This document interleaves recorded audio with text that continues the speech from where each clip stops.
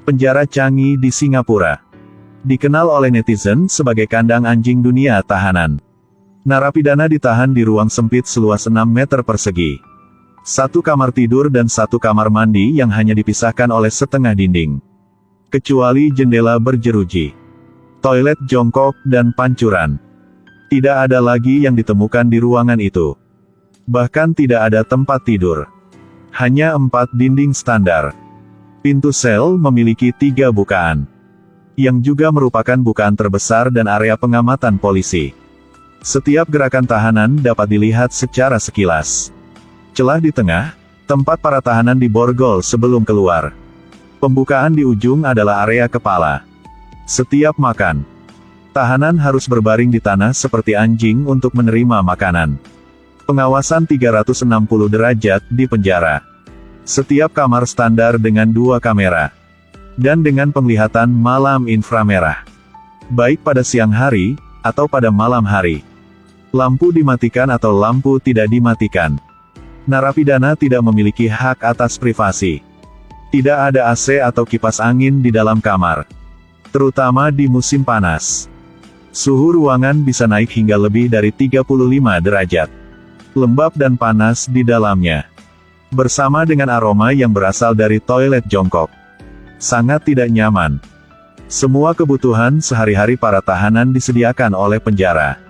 Konfigurasi terpadu. Untuk mencegah mereka menyimpan barang selundupan. Kotak pasta gigi, cangkir, ember dan kotak sabun semuanya memiliki desain transparan. Selain itu, alat seperti sikat gigi dan sendok nasi juga dibuat lebih pendek dan lebih lembut. Pada dasarnya untuk menekan gagasan senjata buatan para tahanan. Penjara tidak menyediakan bantal dan tempat tidur. Hanya 2 selimut tipis dan tikar jerami kasar yang bisa digunakan untuk tidur. Tidur di lantai. Hari-hari berlalu, hari-hari baik berlalu dengan baik. Sipir penjara memiliki persyaratan ketat untuk perabotan di dalam sel. Manual yang dipasang di pintu ini adalah 90 peraturan. Misalnya, tidak lebih dari 3 kait di dinding. Kebutuhan sehari-hari perlu diatur dengan tertib.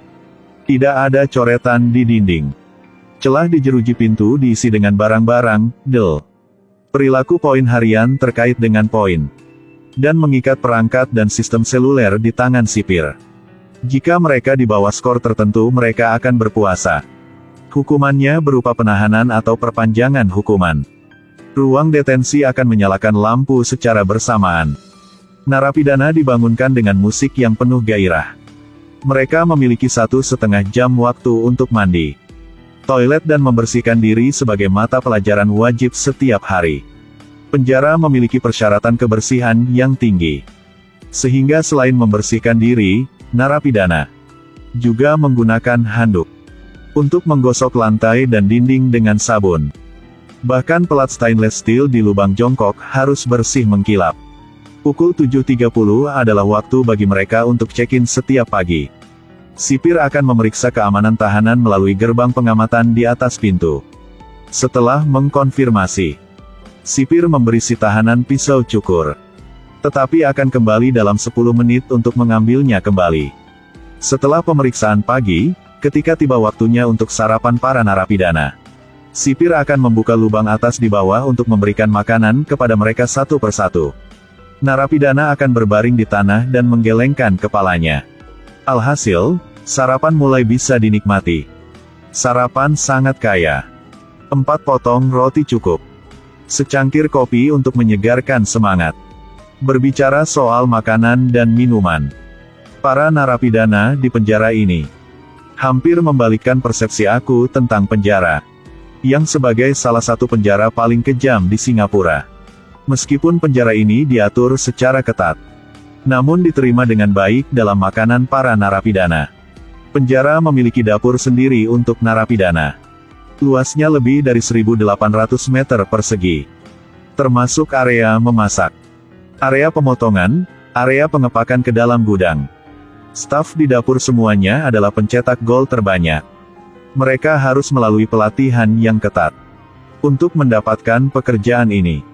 Setiap kali mereka memasuki dapur, mereka harus sepenuhnya didesinfeksi dan memakai pelindung sanitasi.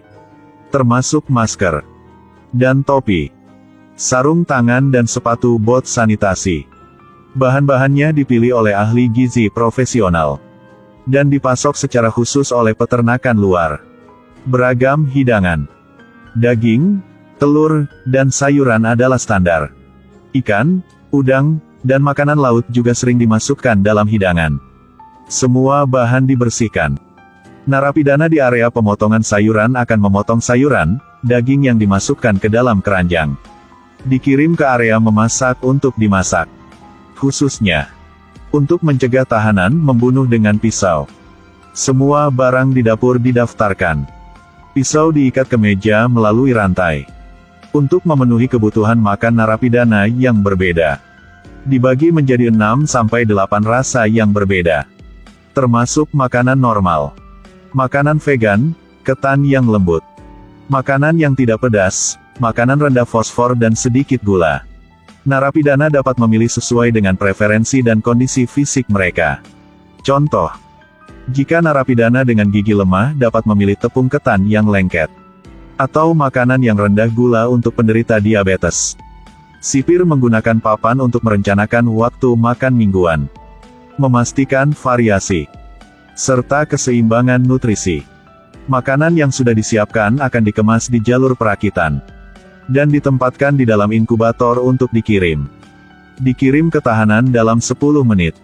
Selain itu, sipir juga membagikan pisang setelah makan, jeruk dan buah-buahan lainnya, untuk memastikan bahwa para tahanan mendapatkan vitamin yang diperlukan. Namun, bahkan jika bosnya terlalu boros, masih banyak tahanan yang berpendapat bahwa telurnya 30% kurang matang dan bakso ikannya tidak segar, atau nasinya terlalu keras. VV. Nama tahanan ini adalah Trump. Dia mengeluh bahwa mie goreng dengan sausnya tidak cukup enak. Dia adalah seorang pemimpin geng sebelum masuk penjara.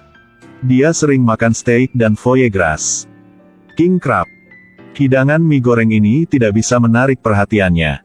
Tetapi agar tidak kelaparan, dia masih harus memakan semua makanan ini pada akhirnya. Sangat mudah untuk merasa monoton setelah makan lama di penjara. Beberapa tahanan menukar poin kerja dengan makanan ringan. Nama tahanan ini adalah Shakima. Dia memamerkan kekayaan camilannya kepada wartawan. Dia dengan hati-hati menyebarkan makanan ringan di tanah.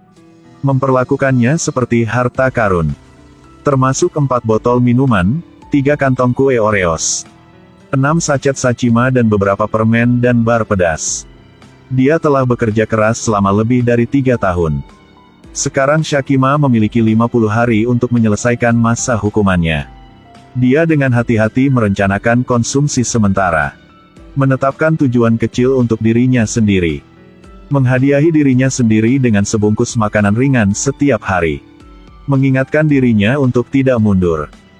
Penampilan Shakima terlihat sangat menginspirasi. Tapi sipir mengatakan, narapidana yang baik belum tentu warga negara yang baik. Karena tujuannya hanya untuk keluar dari penjara. Tidak benar-benar menghormati hukum.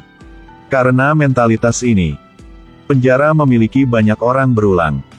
Banyak narapidana yang dibebaskan dari penjara.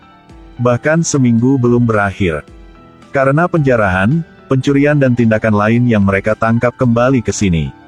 Tidak ada yang tahu. Mengira mereka adalah anggota VIP penjara. Meskipun tipe sel dengan 1 kamar dan 1 toilet, itu masih cukup sederhana.